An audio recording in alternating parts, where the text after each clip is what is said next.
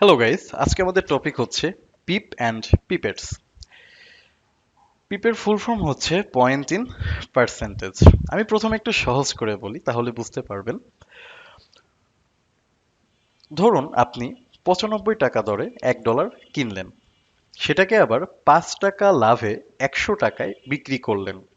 ঠিক এই কথাটা যদি আপনি কোনো একজন ইউএসএ থাকে এমন মানুষকে বলেন, সে কিন্তু বুঝতে পারবে না আপনি আসলে লাভ করেছেন না লস করেছেন। পিপ হচ্ছে সব থেকে ছোট চেঞ্জ একটা কারেন্সির। মূলত সকল দেশের ট্রেডাররা যাতে করে একভাবে বুঝতে পারে, এজন্যই এই pip. Pip are basically use to coach in the price.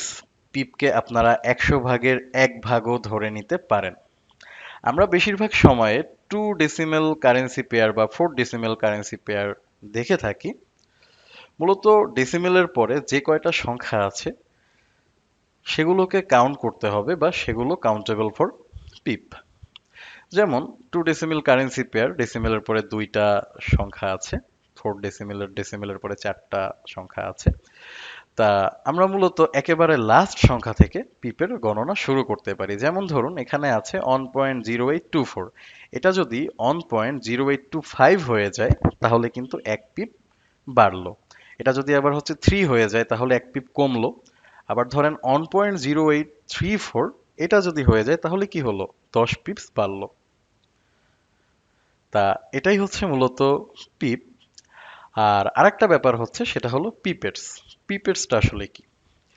পিপেটস হচ্ছে একটা ব্রোকার তাদের যে স্প্রেড আছে সেটা বোঝানোর জন্য ব্যবহার করে থাকে। এক এক ধরনের ব্রোকারে আমরা এক এক টাইপের পিপেটস অ্যাড করতে দেখি। যেমন ধরেন এখানে 2 আছে, অনেক জায়গায় 3 দেখবো, 4 দেখবো, এরকম করে।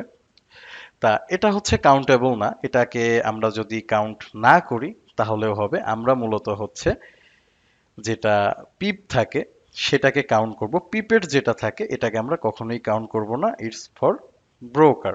ব্রোকার তাদের স্প্রেড বোঝানোর জন্য মূলত এটাকে ব্যবহার করে থাকে।